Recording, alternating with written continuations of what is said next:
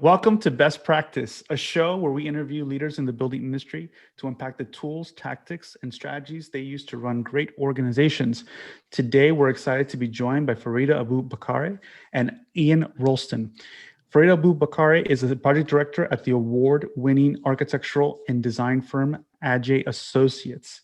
Prior to that, she lived and worked through Canada and the United States with architecture, engineering, and planning firm HOK to build an extensive portfolio. Farida uses architecture and design as tools to support and empower the communities she lives within. She is the Emeritus Community Affairs Director of Atlanta's NOMA chapter, the National Organization of Minority Architects, whose mission is to champion diversity within the design profession.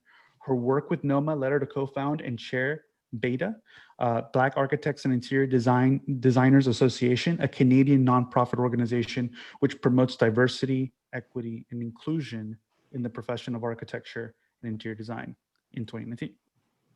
Ian Rolston is a design director, principal, thought leader, and speaker who's worked with transformative firms in Canada and in the US across multiple sectors, such as hospitality, education, transportation, retail, corporate, and residential. Maybe nothing under the sun he hasn't had a hand in.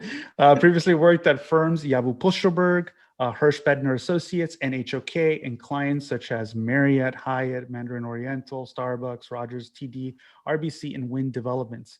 Ian has founded Decanthropy, a platform for new thinking in the inclusive design space. He develops content that transforms the creative process for people, organizations, and businesses. Thank you both for joining me today. Really excited to have you.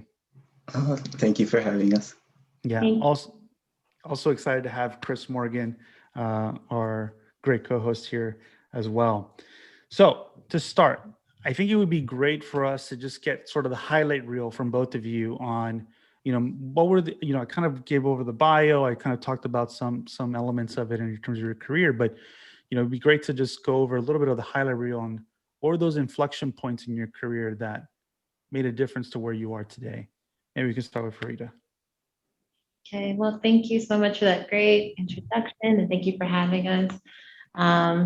So for me, like you mentioned, my career began at HOK, and that for me was incredibly important at the start because I was from a global background. I'm Nigerian, I'm African Canadian, and I grew up throughout the Middle East. I was born in Doha and Qatar, so I really wanted a firm that reflected that global identity. I wanted the opportunity to travel, to work on projects worldwide, and HOK opened a door to that sector where they were in every single market. They had 24 offices globally, so it allowed me to kind of start my career in Toronto when I graduated from Ryerson. I did most of my education in Canada, but allowed me to enter the American market, which was something that I really felt was important to experience. So I spent a lot of years, my first years in Canada, but my formative years really in the US, like building my portfolio, and that's really where a lot of my growth happened. Working in that the Canadian practice of American practice of HOK has been around for 60 plus years. So it allowed me with a lot of resources and a lot of knowledge and thought leadership that kind of groomed me into an asset for the Canadian practice as well. And so returning back there to Toronto, that practice was where I met Ian, and just kind of from there, building upon the sectors, learning about business development, that curated a shift in my career that, I started to look at the sectors that I hadn't encountered or had the opportunity to enter. And that's really where Adjaye Associates for me was the best move, because as an African and a Canadian, it really felt important to understand that side of my heritage and really contribute to the continent. I felt that there was a shift really in the past 5 years, really of trying to find what your identity is and trying to find that through practice. I felt was incredibly important. So thus arriving here and exploring that through the project typologies we work on at our firm, and just trying to find ways of giving back at the same time to lend a hand through BAIDA, which is something that I've been able to do. So thank you. That's great.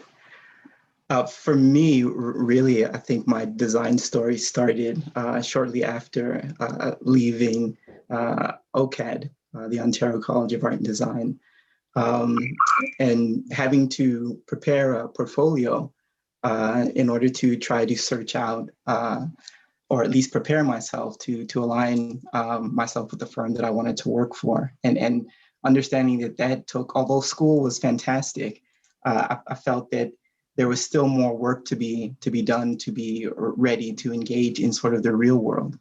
And having started with Yabu Pushelberg early in my career, I learned there that there was a true craft to design. It wasn't necessarily just about putting elements together, but there were considerations that were sort of deeply ingrained in this idea of materiality and scale and proportion that were important in order to have an impact on end users.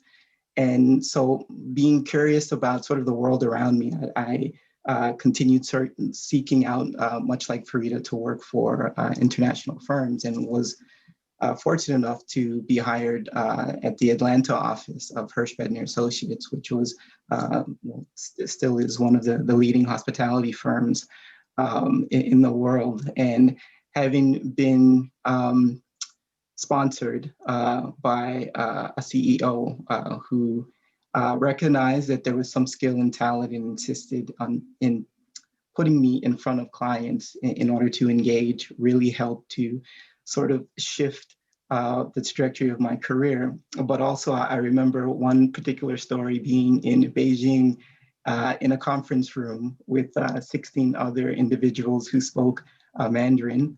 I did not speak Mandarin, they did not speak English, but we conducted a 3-hour design session with a pen and some paper. And that really instilled in me the power that we have to communicate through design. And so the next shift really was, as I continued to do work, I began to realize that there were a couple of things missing in our consideration in design development from an equity standpoint, and realized that in some cases we were perpetuating inequities in built environments.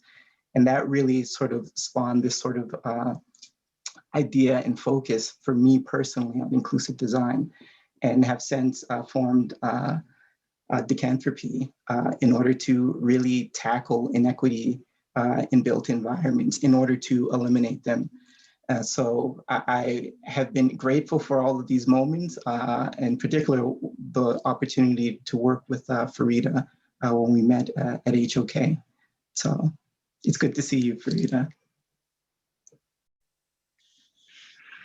I'd love if you could talk a little bit more about working together. Like what was the work environment with you two where you started to develop a dialogue, and especially interested in what lessons you remember picking up from working with each other. You're gonna have to go first, Farida. Okay. So Ian, Ian, for me, when I met him, was an instant mentor, whether he liked it or not. He didn't have a choice. I loved his approach, not just to design, but his business approach, his acumen, his client relationships, the way he approached that end, I thought was incredible.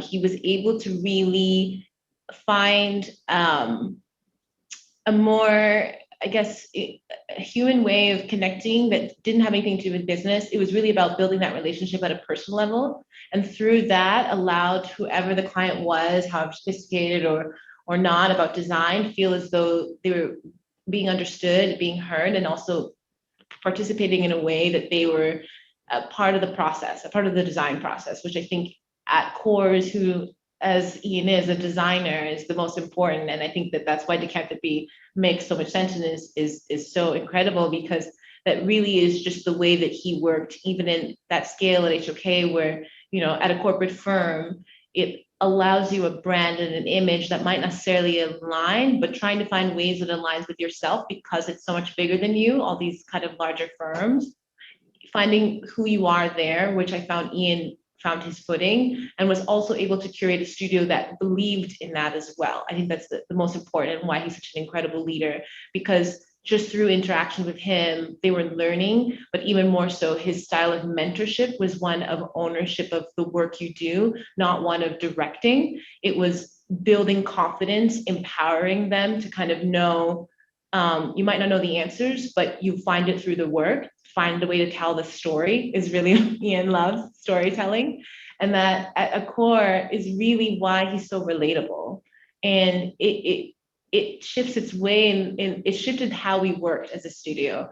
And so I felt, even though he was on the interior side, any opportunity to garner knowledge from him or any kind of setback or obstacle I was having him as a resource curated, even better leadership skills that I could have found for myself on my own, and really kind of formated the type of leader I wanted to become. So. Oh, that's good. Yeah, Ian, do you have Well, first I'm gonna have to send the check to Farida for those wonderful words.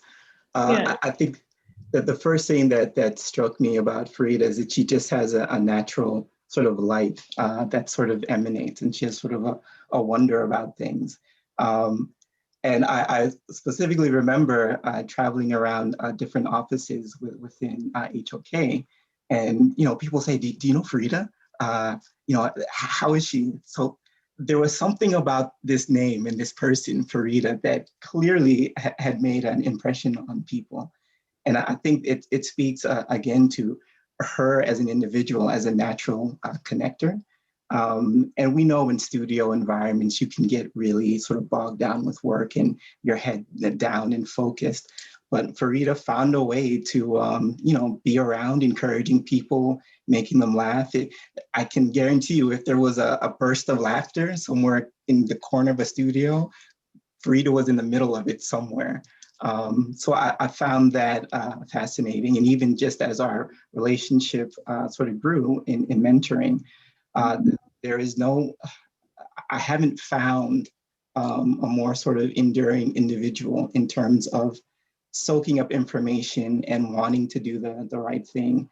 And I actually use her as an example when I'm speaking to students as a way of being, a way of seeing the world and wanting to engage with it.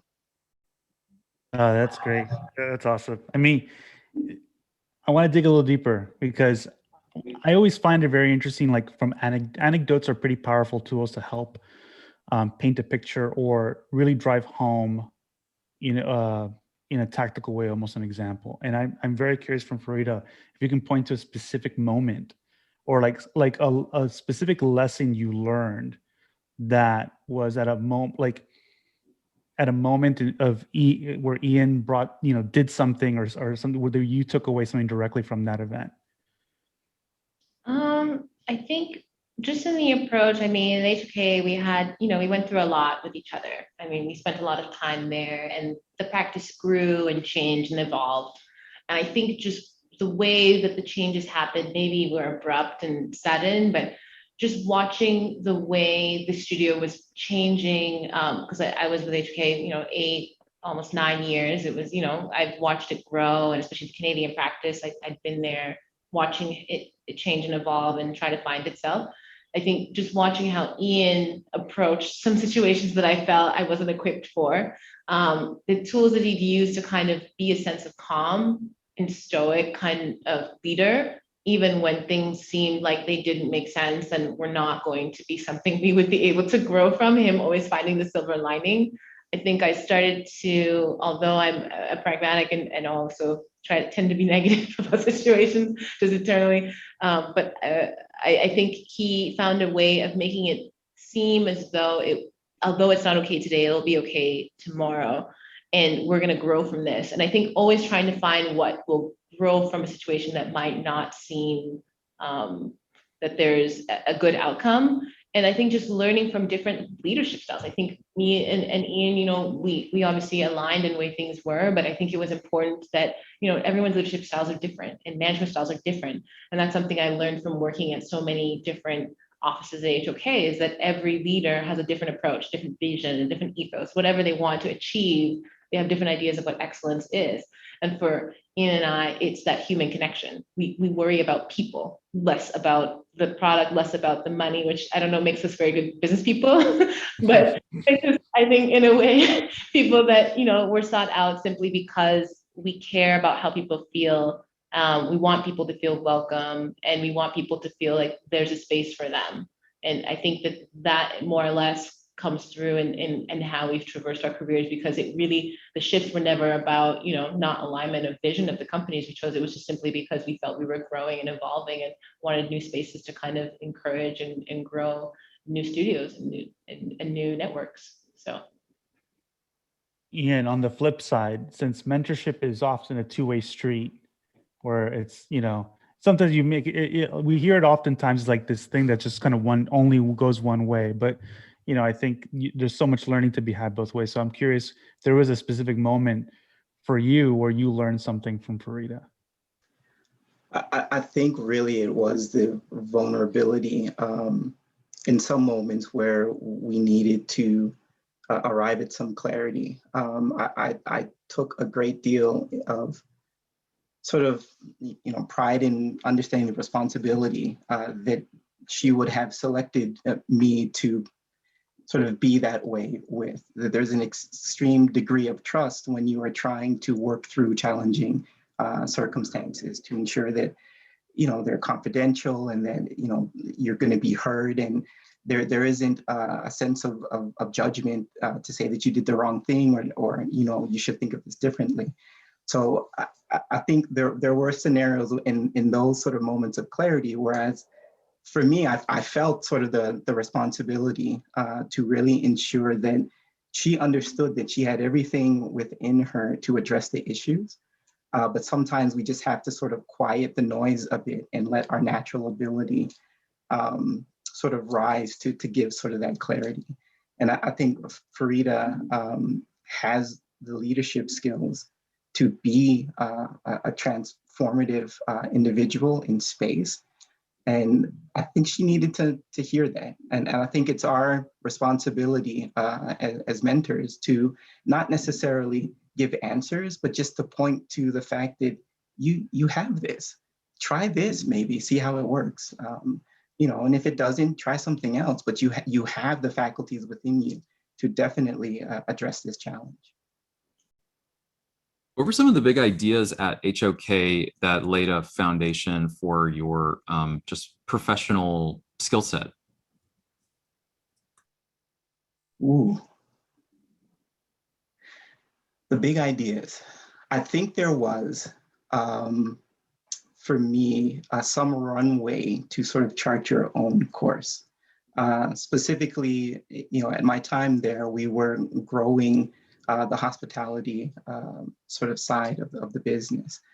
And it was up to us to sort of figure out what was going to be our unique voice in that space. And you really have to sort of step back and make the distinction between your voice and the company voice, but find a way to sort of allow your voice to speak within the context of the company. And I think in doing so, you realize that again, there is a responsibility to be your authentic self. And as we both share with emerging professionals, is that when you are in a professional environment, it isn't necessarily all about you, but you have to bring you to the stage, and then really championing things that are meaningful both for yourself and the company. And that reconciliation is important.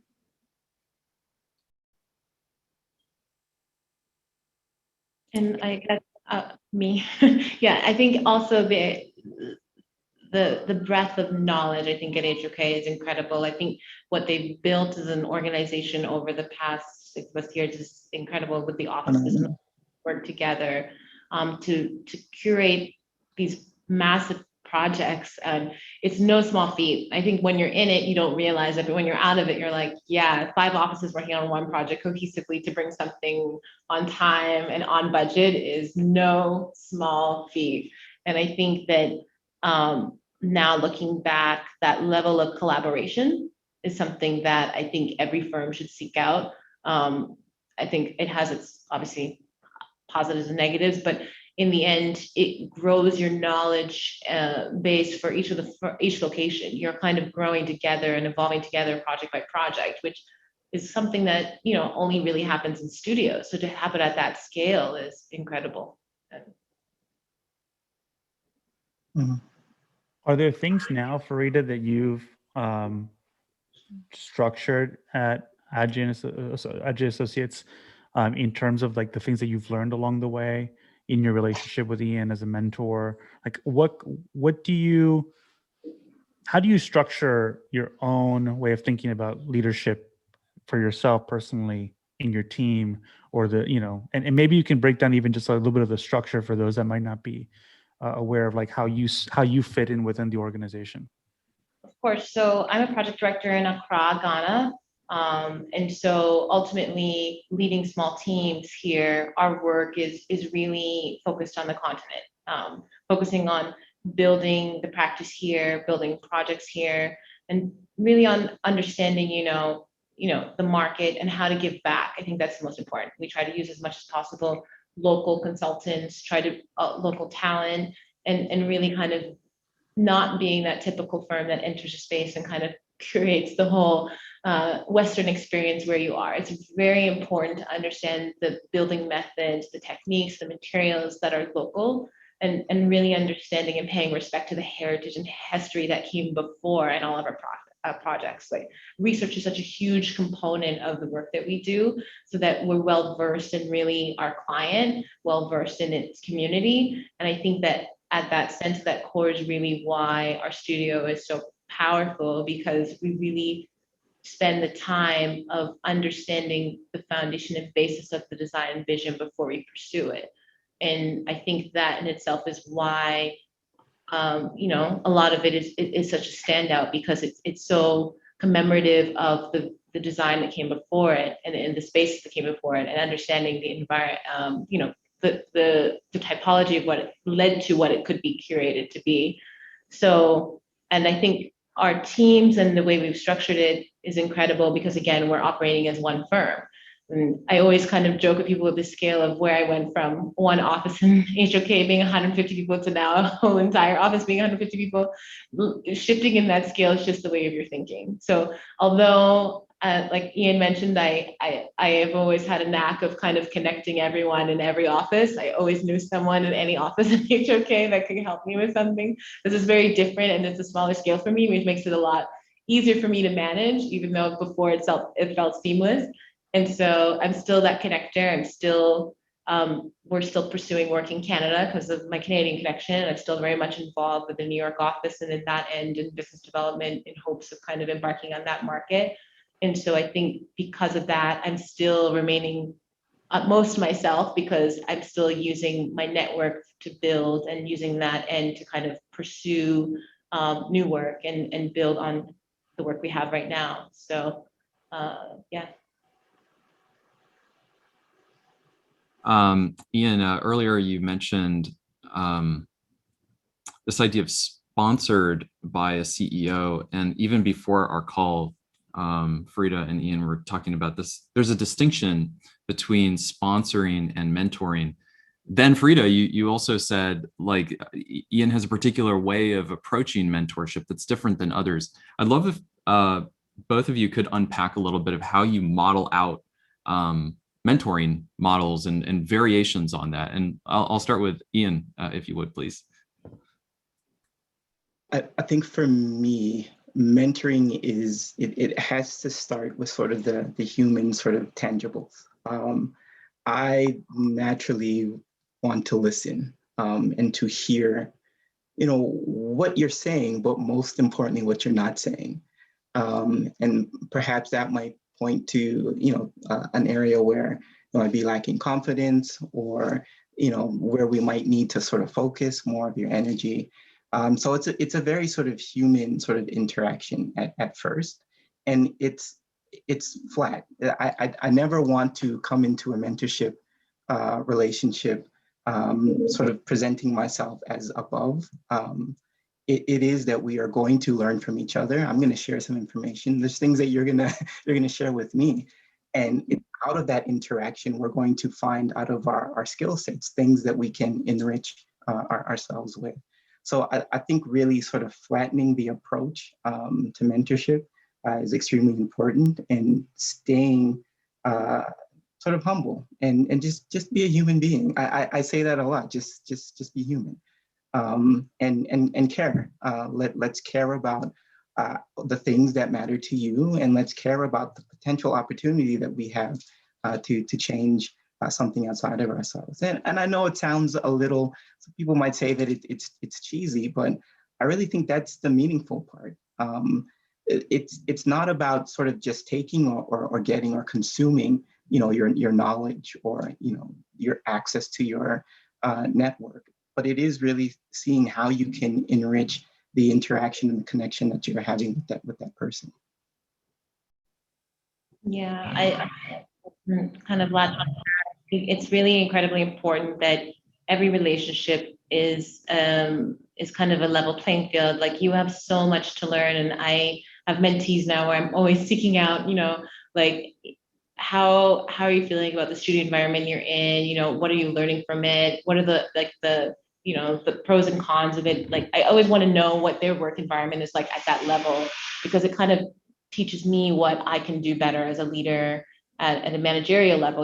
What is it that you like and you don't like? And I think the younger generation now is very much more self-aware than what we were before. We were kind of taking what we got, right? Like, we're like, this is just how firms work. Like, this is how you're treated, and this is how people before you were treated, and you just put up with it. Whereas now they're just like, no, I have a life and I'm leaving at 5. And, it's like, it's very different, because I joke that, we always want people to suffer as much as we did. And it's like, but why? Yeah. And this generation is that whole new generation where they have no interest in suffering. And this market is, it's not as sought out as before. People aren't, jumping over each other to enter the design market. It's just not, something that you go into to make money, which is really now in the environment we've created. We need to make money to be able to live in these cities that we want to live in. And, it's not the first choice.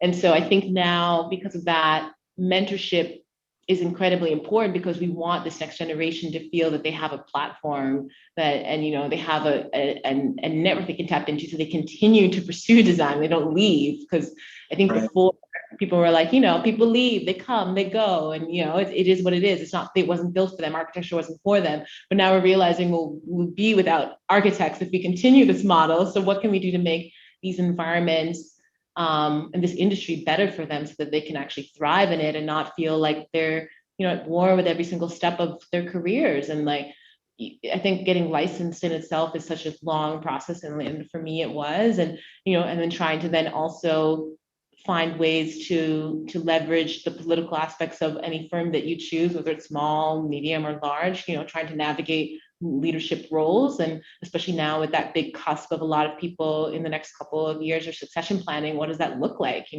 What firm I want to be a part of that growth?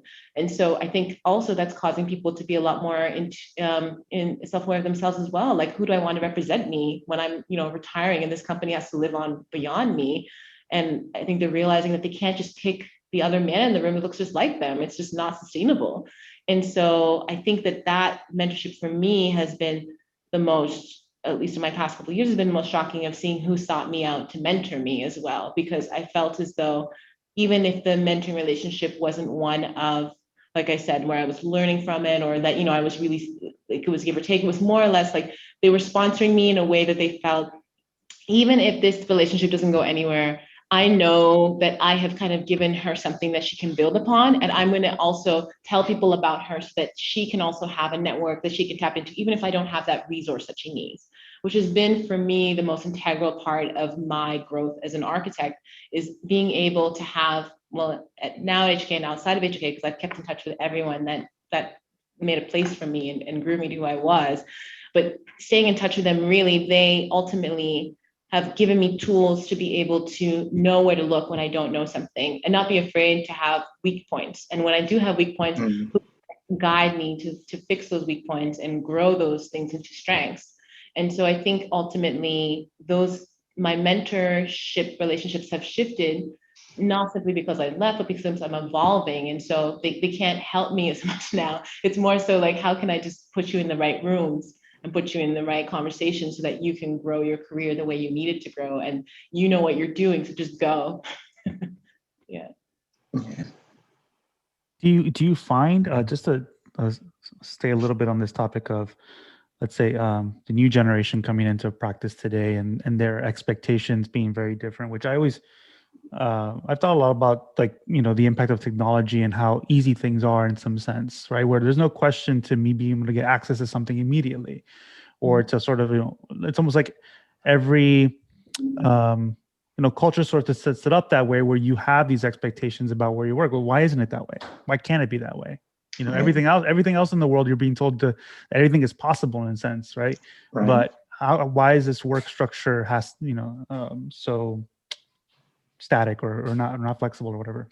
And I'm curious if for both of you, you've seen, well, one, I mean, I think this has been written about recently. There's a big shift now where employees are starting to have more leverage than employers because of shifting. And this is not even just in architecture, right? I think there's a lot of being written about, like, the mass exodus of just people leaving their jobs after COVID because they're looking for relocation or some other, you know, there's a reshuffling happening. Mhm.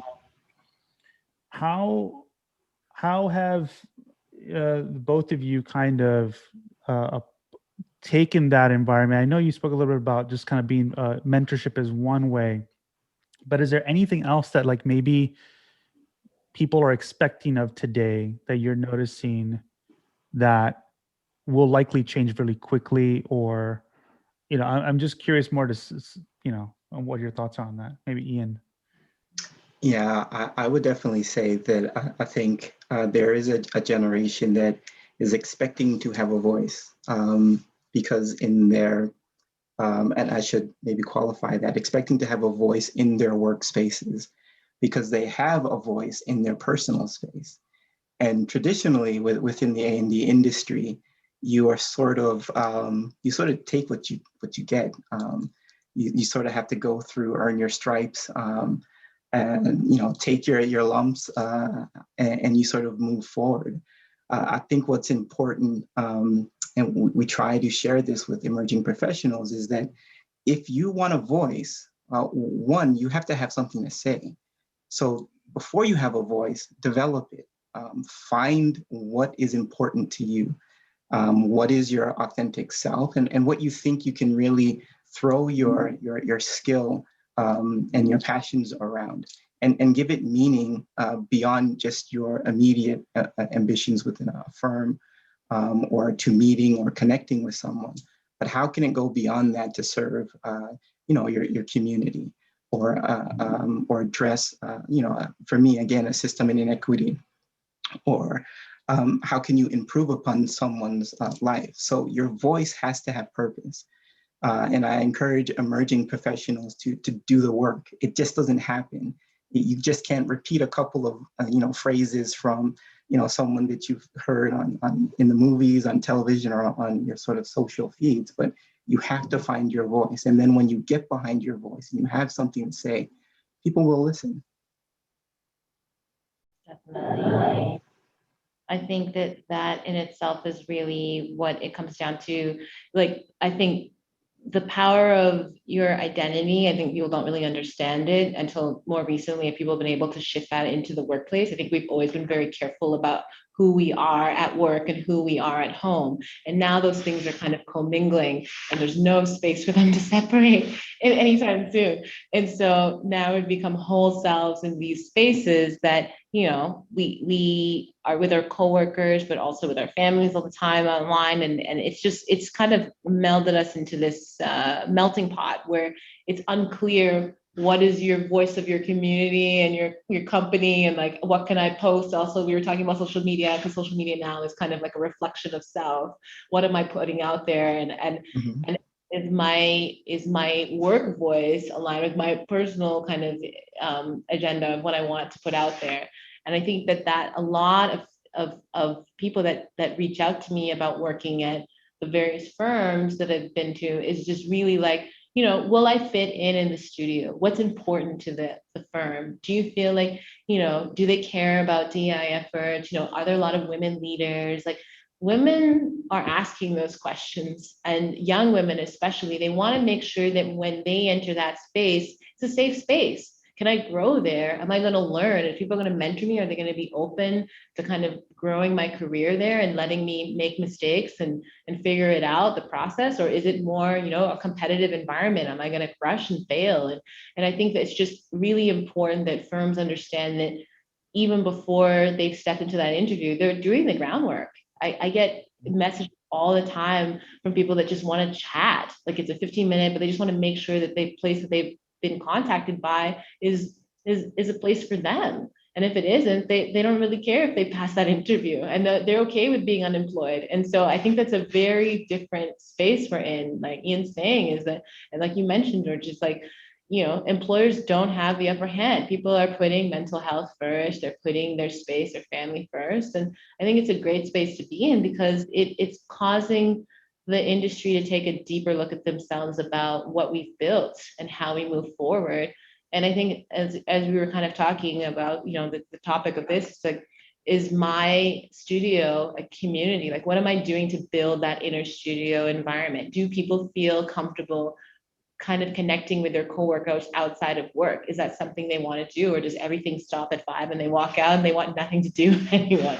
And I think that is something that as architects, we have to really engage better with our communities, like we were mentioning. And I think that that's really where BAIDA for us connected us outside of work.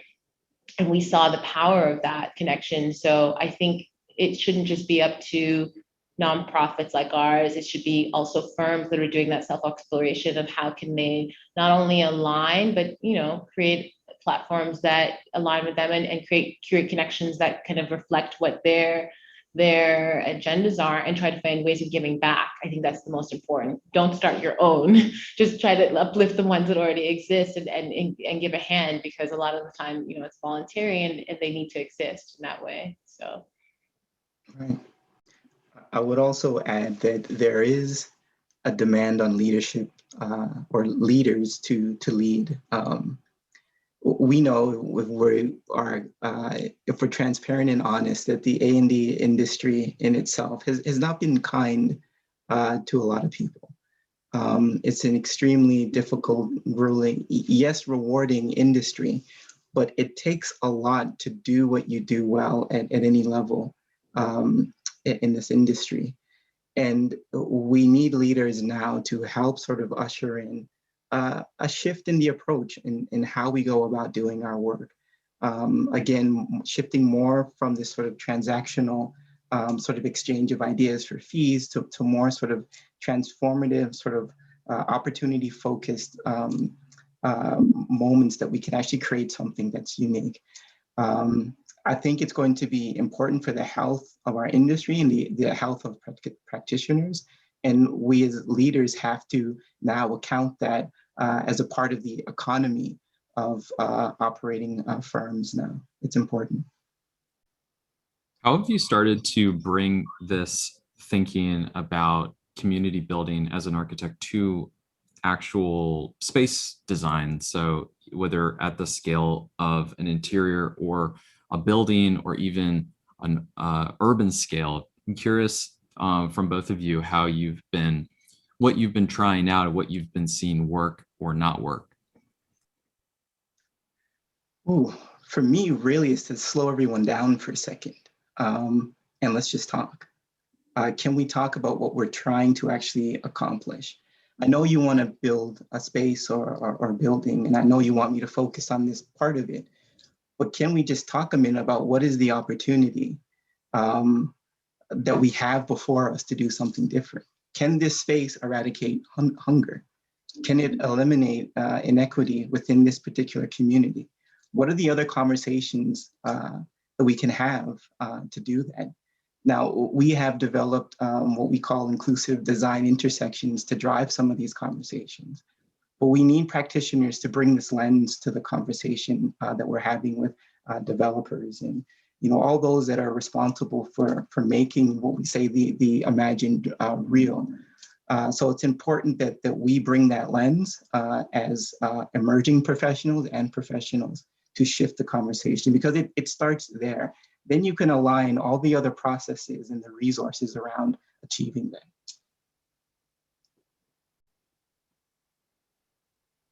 And then I think from our lens, it's really, again, like I said, we really do the work of just the groundwork, community, things that people don't want to spend the time on, that research. I think that at a helm puts at an advantage, but also the workshops and connecting the people to that knowledge and kind of showing them the story. I think storytelling is really at the helm why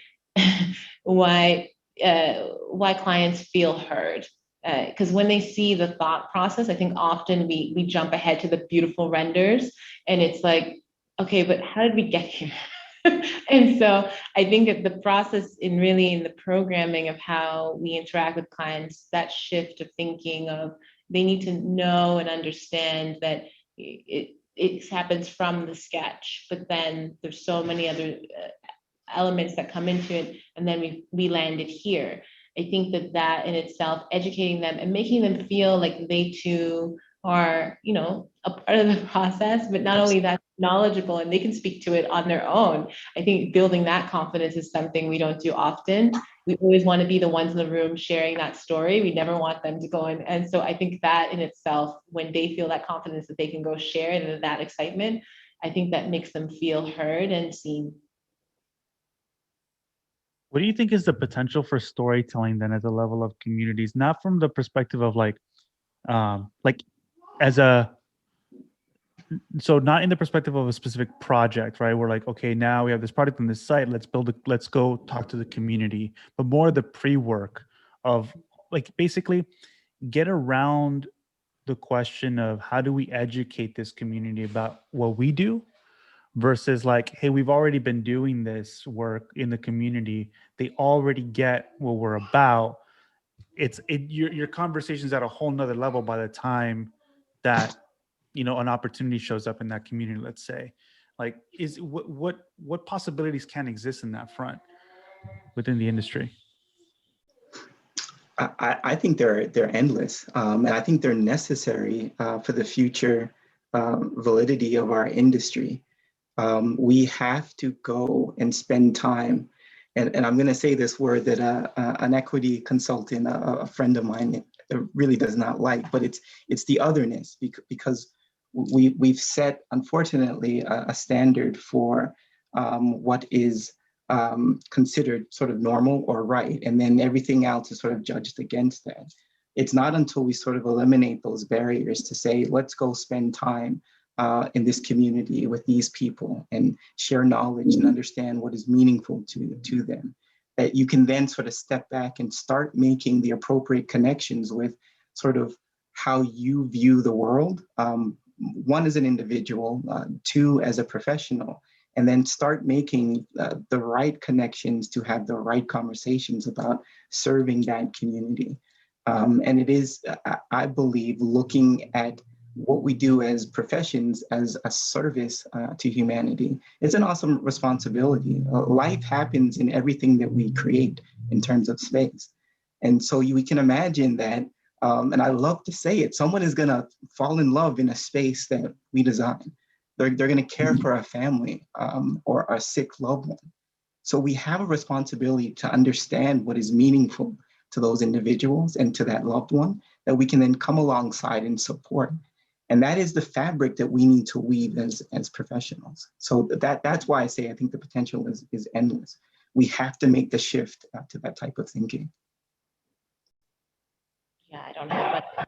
I think that Ian's thought is identically that. I think it's just, as architects and designers, we have to think as people first and put design aside and just remember to be humans. And I think be evocative of those emotions that we feel as we design, and make sure that that's emulated in a way that is carried on through the end user. Absolutely. I think we can start transitioning to the Q&A. We have a bunch of questions here. We have this is an interesting one here. So I'm a 30-plus-year-old African-American who has worked in human service field for the past 7 years. Following the apex of COVID-19, the COVID-19 pandemic, I decided to make a career shift into the visual arts.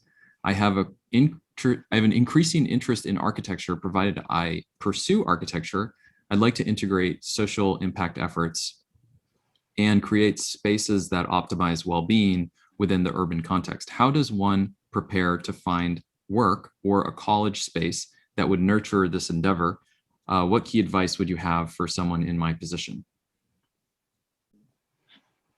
So that's a really big question. What I would say is to understand where you think you can impact the space that you want to occupy, and then gather information to, I think, support where you think you can drive change. Maybe seek out some people that are doing that type of work that you can engage with to give guidance. It's not necessarily to make the same sort of mistakes or trip over the same sort of hazards that others have gone through. And I think out of those sort of relationships that you foster, that the clarity in where you want to go in terms of a school or a firm or a community that you need to connect to help support you along the journey will become clearer. I never like to say that there is one hard and fast path to your destination, but I think it is, as Farida, I think, models this so well, is she just grabs people along the way and says, come here, we're going for a ride. So grab some people and take them on the journey that you're on. I think that's the best way to go about it.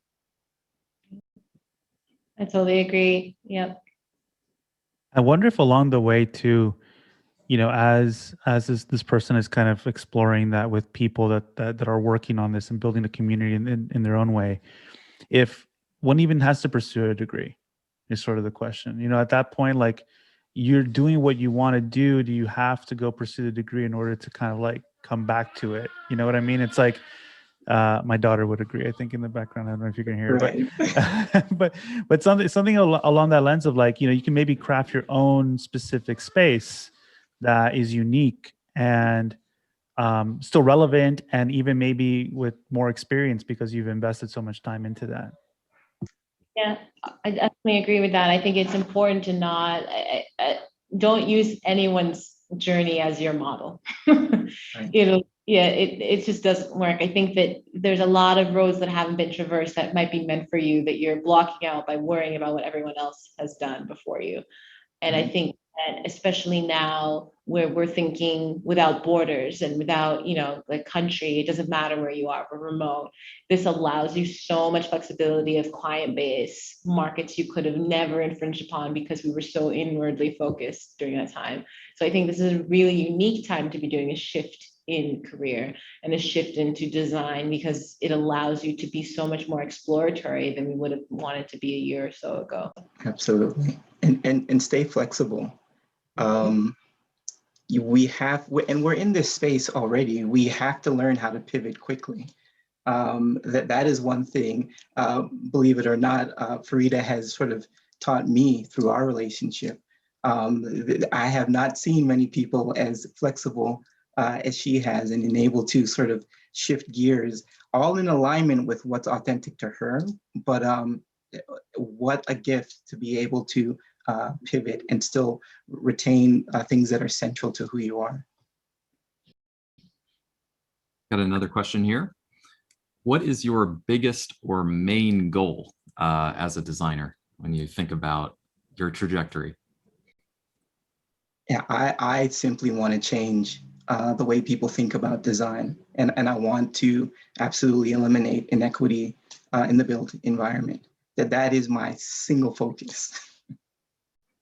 And yeah, I want design to be for everyone. Like, I want everyone to feel like they're a part of the process. I want everyone to feel like they have a say in what design is. It's not meant for this elite group of us. Like, you can have a knowledge base or an aesthetic that you align with, then you can grow that, and you don't necessarily need to be a part of the industry. I think exploring that and making it as relatable as possible is the only way that will encourage a next generation, another pipeline, to be interested in architecture and interior design. Because if it feels like something that is hard to grasp or hard to grow into, then how will the industry transform and evolve? Is there a story that either of you or both of you could tell about working with a client or working with some kind of stakeholder group where you were able to, or they were able to shift in their development objectives, so the process became more equitable? Yeah, I think there are, well, we've just had some discussions with a group that felt that they didn't understand anything about the equity space. And so we took them through, quite simply, answering the question, are you a human being? And at the end of the exercises, the answer was yes. So then the answer is yes, you can do this work, because that's the lens on which you're going to do it. And so we connected that understanding from an empathetic perspective to experiences that they knew personally, and then flipped it on his head to say, okay, if we're in this building type or within this space type, how would you eliminate feeling excluded, or the anger that comes from that, or the anxiety of not necessarily know if you fit in? What would we do to the physical space to eliminate those type of emotional cues? And so I thought it was a great exercise, and I'm hoping that that thinking permeates all the way to the end of the project. Same thing. Like, I think even now, if I not just look at work, but even when we have clients now through BAIDA contact us for work, I think ultimately people are, they're looking to be allies. They want to not only support us as an organization, they want to provide work. And I think that's incredibly amazing to have people that seek us out to make sure that there's a level playing field, because really this is all about equity building. I think people also, when they think of, you started an organization specifically for Black architects and interior designers, and it's not inclusive, and the space is meant for everyone. It's like, but I'm trying to level the space. It's never been before. And I think that we've learned that so much over the past year, that there is a market for it. It just never was a consideration because we made up such a small percentage of the market that they never thought it was possible to kind of uplift such a community. And so now seeing how our sponsors of firms and developers and universities have uplifted us, it's allowed a space where people understand that it's not about color, it's just about the lack of equity in design. And Right. How do we temper that? And is it through the procurement process? Is it through hiring process? Is it through, mentorship, recruitment? Is it outreach? Like, what is it that we need to do to curate a space where design is for everyone, like we keep saying over and over, but it's really how do we make it feel as though the client has all the power in their hands to be that change for the industry? Because really it's in their hands. We as designers can only do so much on pen and paper and sketch and grow our studios and make sure that platform is diverse. But if the client isn't seeking it out and asking for it, we have no one to kind of guide that process, or even need to guide that process. And I think if that end user is the one saying, no, this is what the future looks like, and we need to be a part of that, that puts every firm at a space where they feel that they have to challenge themselves to meet that need. And I think that that's ultimately where we're going, and I hope we continue to grow.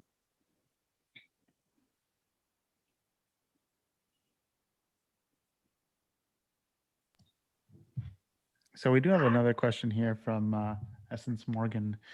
Thank you for sending this, Essence. What advice do you have for young Black designers entering the architecture world? Open.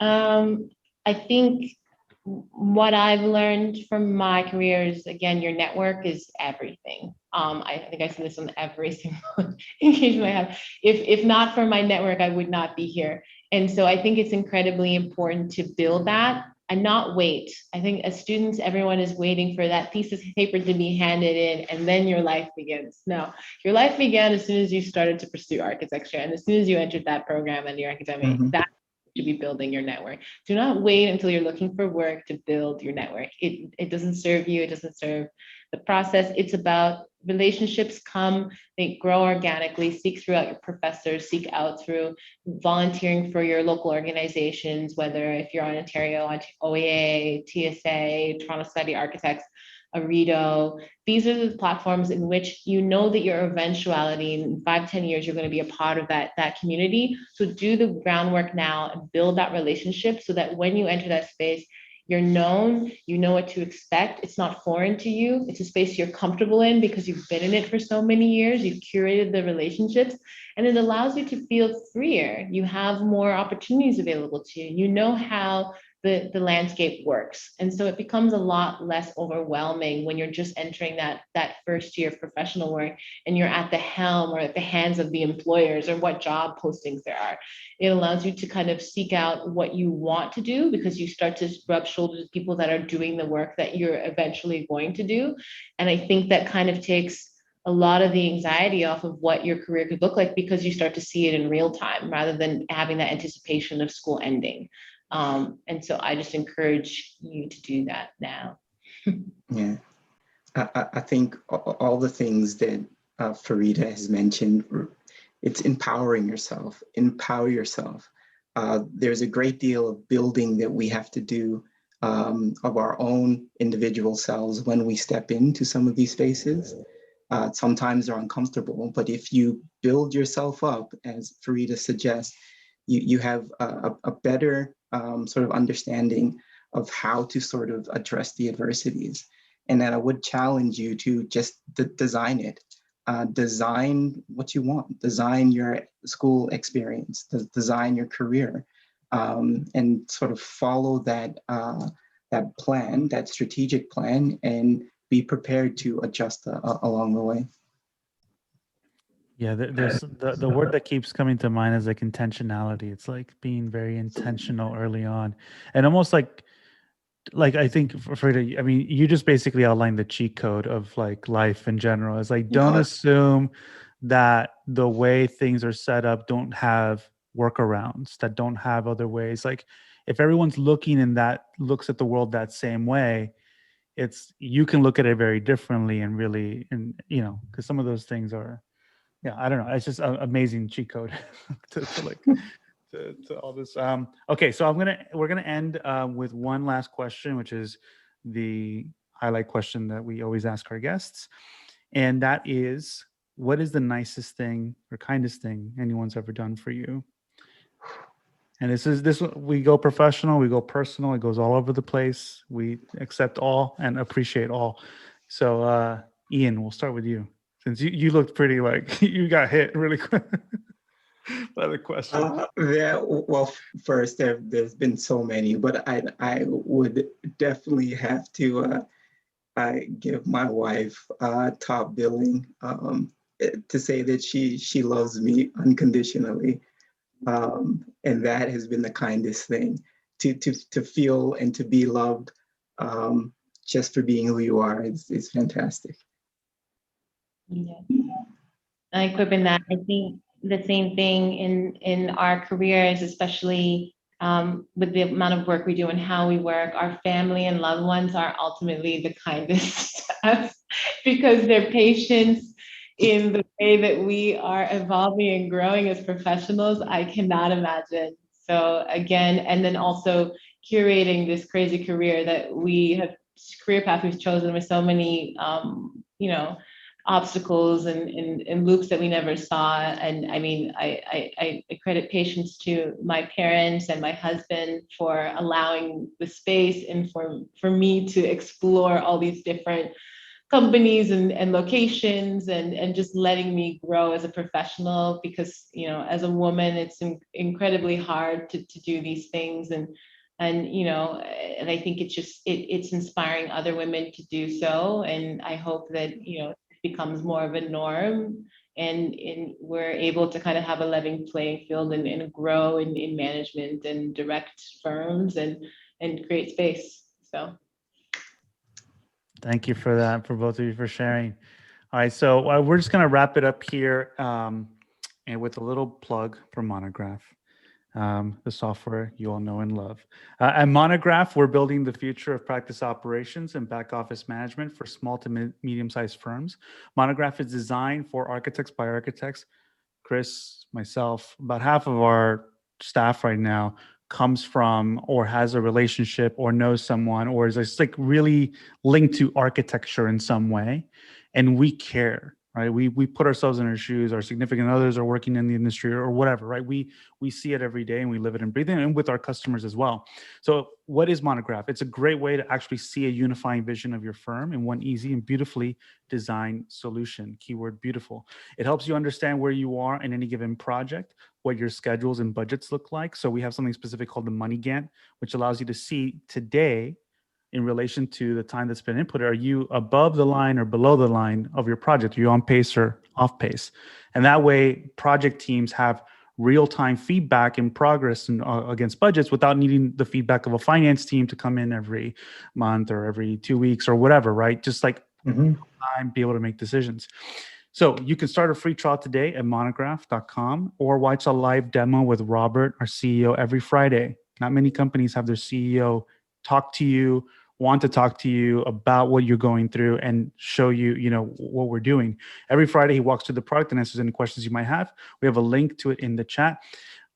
Ian, Farida, Chris, thank you so much for joining me again. Thanks everyone for joining us in the attendees. Beautiful conversations. For those that are looking to learn more about Adjaye Associates, I think the team is hiring at Adjaye. So feel free to look at job openings there. And Ian, feel free to visit. Chris dropped in the link on Decanthropy to learn more about the work Ian is doing. Thank you both so much. Really appreciate you. Thank you. Thank you so much. Great conversation. Bye. Cheers. Thank you. All the best, everyone.